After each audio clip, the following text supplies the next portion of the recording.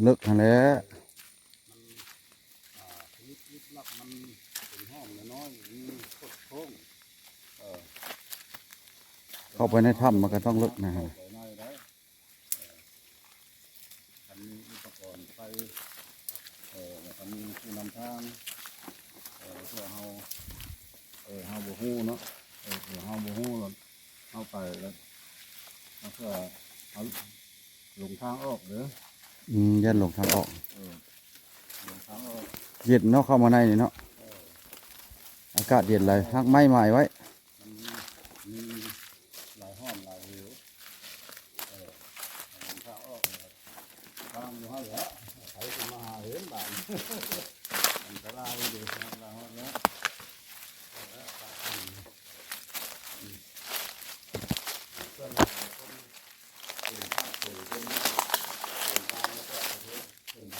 โอ้เขาจะดังไฟ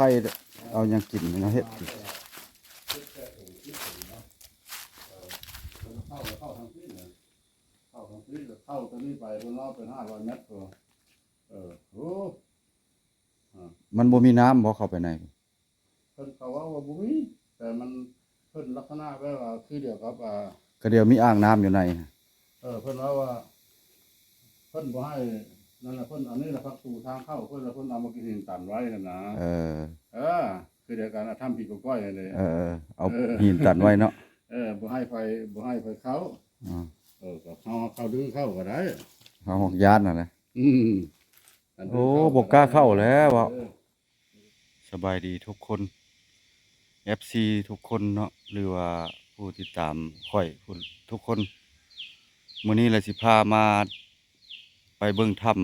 ำทางขึ้นถ้ำกวนแวงหรือกวนจานนะพุ่นล่ะโอ้เพราะว่าเฮามาทางนี้แหละถ่ายมาตัวนี้แล้วเฮาสิเอามันยาวพุ่นแล้วเฮาสิถ่ายไปถ่ายถ้ำทางเขาทำกวนจานกวนแวงพุ่นให้เบิ่งโอ้บ่น้ำสิหลายสิน้อยเพิ่นเข้าปฏิบัติธรรมอยู่ในประมาณ150 เมตรพุ่นเด้หรือ200 เมตรความยาวเข้าไปจากถ้ำไหลเข้าไปในพุ่นท่านผู้ชมมื้อนี้ก็14 ค่ำเนาะเมื่อวันศีลค่อยก็บ่กล้ามาผู้เดียวเพราะว่าบ่อนศักดิ์สิทธิ์ค่อยก็ย้านแต่ว่าอันโทรหาพ่อบ้านพระเลาะเพิ่นมา2 คนนำเพิ่นก็เลยออกมาลัดเอาอยู่ถ้ำเสือแล้วก็สิพาพี่พาน้องเข้าไปเบิ่งว่าสิเป็นจังไดไปเบิ่งนำกันเนาะพบกับพ่อบ้านพระเลาะเพิ่นเดินออกก่อนแล้วเด้นี่ทางเข้าถ้ำแหละทางนี้ทางไปทางถ้ำเข้าไปนี่แหละเฮาสิลัดออกพุ่นเลยเพิ่นเอาตะกร้าละแถวนี้เนาะเพราะว่ามันเป็นหน้าที่ว่าหน้ายุกกวนพี่น้องกวนแวงกวนจานที่ว่าหลังถ้ำเสือหลังถ้ำสร้างเนาะไปหับไปชมนำกันว่าสิน้ำสิช่วงนี้หลายแท้ท่านผู้ชมเนาะขึ้นเทิงผาพวกอันนี้ก็น้ำไม้อันเสียงไผ่เพิ่นปลูกไว้เนาะคนเฮานี่แหละเพิ่นปลูกไว้คนเพิ่นไปเอาน้ำไม้ช่วงว่าเอาอยู่ไสน้ำไม้ช่วงขึ้นตามผาพุ่นเด้ท่านผู้ชมเพิ่นขึ้นผาพุ่นเพราะว่าค่อยก็ยังได้ซื้อเพิ่นขึ้นบ่ได้ย้อนว่าขึ้นบ่ได้เนาะบ่ได้ขึ้นมีแต่ซื้อน้ำไม้ช่วงก็เริ่มออกแล้ว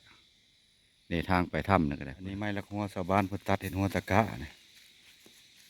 ยามนั้นแหละมีแต่น้ำมาบ่ได้เพราะว่าเฮาได้มาถ่ายให้พี่น้องเบิ่งก็มีแต่มายามนี้เดือน5ต่อเดือน6นี้เนาะอยู่นี่ก็มีน้ำได้นี่ในถ้ำนี่เห็นบ่ป่ามันสิออกมาจากถ้ำนี่แหละนี่ออกมาในหูถ้ำพอฝนตกแล้วมันจักมาแต่ใช้ป่าไหลออกลุดๆเข้ามาลัดเอาได้หลายอยู่เด้นี่อันนี้ก็หูถ้ำนี่หูถ้ำนี่อันนี้ก็ได้ไผกาเข้าไปในหูถ้ำอันนี้ก็จะคือขวยหนูซัดได้ในเบิ่งเกียงนี่ห้อยซัดทั้งหมดเลยออกน้ำหูนี่ห้อยซัดออก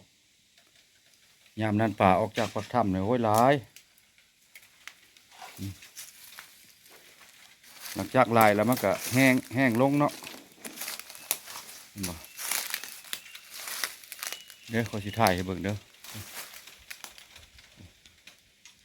ก่อนสิไปก็ได้ถ่ายให้เบิ่งสิก่อนเด็กไปถ้ำตัวนั้นต่อถ้ำตัวนั้นแห้งคักกว่านี้บ่อนนั้นน้ำไหลออกมาป่าบ่เคยแห้งเพิ่นว่าถ้ำพญานาคตัวนะฮะ ถ้ำพญานาคเพราะว่าเพิ่นเคยปฏิบัติธรรมกันมามันเข้าไปถ้ำตัวนั้น ถ้าไผ่โบซัดซื่อเนาะตะกี้ตะเข้าเสื้อถือตะข้าวเก้าก็ถือว่าเป็นไปหาแล้วมีสิ่งเป็นไปหาแล้วผู้บ้านได้ไปไวแท้ผู้ดงไปปุ้นเม็ดใช่ปะถ้ำเลยได้เพิ่นได้โอ้ว้าวิวงามไปเลยนะผู้ชมอากาศลมเย็นสบายเนาะมาวันนี้พอขดายเพชรยานแท้นะ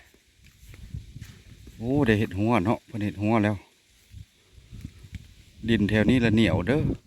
ดินเป็นตุ่มเนาะรถไถนี่ถ้าว่าโค้งนักอะไรอย่างล่มนะมันเป็นดินตุ่มดินแบบทรายหนองเท่าขนาดก็เป็นตะยานเนาะ ภาพกับบจะงามปะไดมันแดดเนาะกองบุดีปะไดมื้อนี้ก็ต้องให้ท่านผู้ชมได้เห็นถ้ำพญานาคครับเที่ยงเพิ่นอันนี้เที่ยงชาวบ้านเนาะค่อยสิอ่อนตะไม้นี่นะตะไม้นี่ซับสิกินเนาะตะไม้นี่เพิ่นจะนอนนาเลยบ่เนาะโอ้น้ำใสบ่เนี่ยน้ำใสบ่หรือน้ำสร้างโอ้เพิ่นเอาไว้ใสได้นี่น้ำเพิ่นเอาไว้ใสได้นี่เนาะโอ้แข่งขมวนนี่ถือว่าสิเว้าแล้วจุดแหล่งท่องเที่ยวนี่ยังหลายท่านผู้ชมเนาะแต่ว่ายังบ่ทันได้เปิดบ่ทันได้รับรู้นี่ก็หลายบ่อนเนาะตัวนี้ก็ถ้าสิจัดนี่ก็เป็นไปได้นี่บ่อนท่องเที่ยวนี่เนาะงามนี่บรรยากาศนี่งามนี่ทางนั้นก็ผาทางนี้ก็ผานี่มีแต่ผากับผาหมดพักผ่อนก่อนฮ้อนพักผ่อนอยู่เที่ยงเลยละฮ้อนอากาศฮ้อนหลายทุกคนนี่ฮ้อนเพราะว่าเฮายังสิเข้าไปนี่ประมาณก็สิ100ไปอันนี้100ไปนี่แหละบ่ฮอดลักดอกเนาะเข้าไปในถ้ำในน้ำมันสิร้ายเข้าไปในถ้ำตัวนี้แหละถ้ำพญานาคบนเข้าไปในบนยามนี้เข้าบ่ได้บนเพิ่นปฏิบัติธรรมเนาะสิมีอาจารย์อยู่ไทยเพิ่นก็เคยมาข้ามมาแล้วก็มาพบกับอาจารย์พระอาจารย์ตีอยู่ในบรรธรรมเฮาแล้วเพิ่นก็เคยเข้ามาปฏิบัติธรรมอยู่ถ้ำอันนี้ผู้บ้านเพิ่นสบายดีผู้บ้าน สบาย สบายดี โอ้ วันนี้ ย พาเข้าถ้ำเหรอวะ มาพอเท่าก็ยังมาลิ้นมาหัวนะเพื่อนกับโบเห็นเพื่อนซ้ำนะ อ่า ยันเพื่อนบ่ไปออกมานา เพิ่นเอาก้าเพิ่นว่านขาย เพื่อนเอากาอะไรยันเพื่อนเห็นหัวก็เห็นหัวแล้วเหรอเด้อ วันนี้เข้าไปถ้ำเลย เนาะ เข้าไปถ้ำไปนั่งอยู่ ถ้ำพ ข้า ญาง นาค ถ้ำมาถึงเย็น น้ำพญานาคนะไปติดตามชมเบิ่งนำกันพี่น้อง ฮะบ๊ายบาย น้ำในอาจสิมีแล้วฝนตกแล้วในถ้ำเห็นสิว่าเลยถ้ำอันบอนบางบดอยู่แตะเก้าเขตนี่ฮะภาคนี้ไปก็แม่นถ้ำกวนจานคือเว่าเขาละกวนจานมีถ้ำกวนจานกวนแวง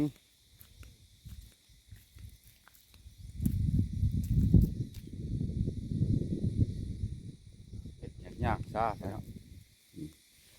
ย่างเข้าป่า โอ้ เดินลุยเดินป่าเดินดง เข้าไปทำพญานาคเนาะเข้าไปก็ได้เยอะๆก็ในบริเวณปากถ้ำเข้าไปในเพิ่นละเอาบ่มีอุปกรณ์เนาะเยอะเขา500-600 เมตร เลิกทางแล้ว มันชนิดลึกลับมันเป็นห้องน้อยๆมีโคตรโค้งเข้าไปในถ้ำมันก็ต้องเลิกนะฮะ เข้าไปในได้คันมีอุปกรณ์ไปแล้วก็มีผู้นำทางเพื่อเฮาบ่ฮู้เนาะเฮาบ่ฮู้แล้วเฮาไปแล้วเพื่อเฮาหลงทางออกเด้อ ยันหลงทางออก หลงทางออก เย็นเนาะเข้ามาในนี่เนาะอากาศเย็นเลยหักไม้ใหม่ไว้ มันมีหลายห้องหลายหิวหลงทางออกทางอยู่เฮาแหละใครสิมาหาเห็นบ้านอันตรายอยู่ทางเราแล้ว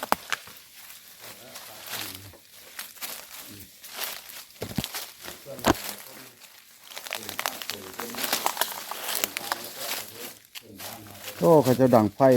เอาหยังกินมาเฮ็ดกิน เข้าทางที่เนี่ยเข้าทางที่เข้าตรงนี้ไปบนรอบเป็น500 เมตรก็โอ้ มันบ่มีน้ำบ่เข้าไปใน เพิ่นเขาว่าบุมีแต่มันเพิ่นลักษณะแบบว่าคือเดียวกับก็เดี๋ยวมีอ่างน้ำอยู่ใน เพิ่นว่าเพิ่นบ่ให้นั่นแหละเพิ่นอันนี้แหละครับสู่ทางเข้าเพิ่นแล้วเพิ่นเอามากินหินตันไว้นั่นนะคือเดียวกันทำผิดกฎก้อยเลยเอาหินตันไว้เนาะบ่ให้ไฟเขาก็เขาดึงเข้าก็ได้เอาหอกยานนั่นแหละ โอ้โบ่กล้าเข้าแล้วอ่ะมันบ่แม่นได้อันเข้าแล้วก็โป้งๆบ่แม่นเด้อนี่เด้อ บ่กล้าเข้า มันจะเข้าทางนี้เป็นพระสงฆ์เนาะเพิ่นออกมา เลี้ยวเบิ่งทางนอกก็พอแล้ว แม่กล่าวนะแม่กล่าวก็มี3 องค์แล้วก็ทำแม่พ่อบริสุทธิ์บาลเนี่ยใน5 6เนาะอืมปี2025ต้นปี2025ประมาณก็ได้มานั่งอยู่นี่เนาะก็คือแบบมีคนแล้วพอประมาณ2-3 ชั่วโมงเลยนั่งมาอย่างนี้แล้ว คนเข้าไปในพุ่นนะปฏิบัติธรรมเย็นได้อยู่ในนี่ได้อากาศเย็นหลาย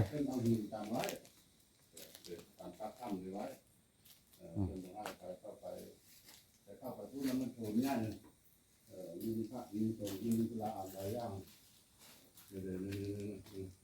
เข้าไปนี่มันชื้นชลิดซะแล้วเลยแต่จะแค่เข้าละน้ำตุ้งน้ำดื่มกันประมาณปีนึง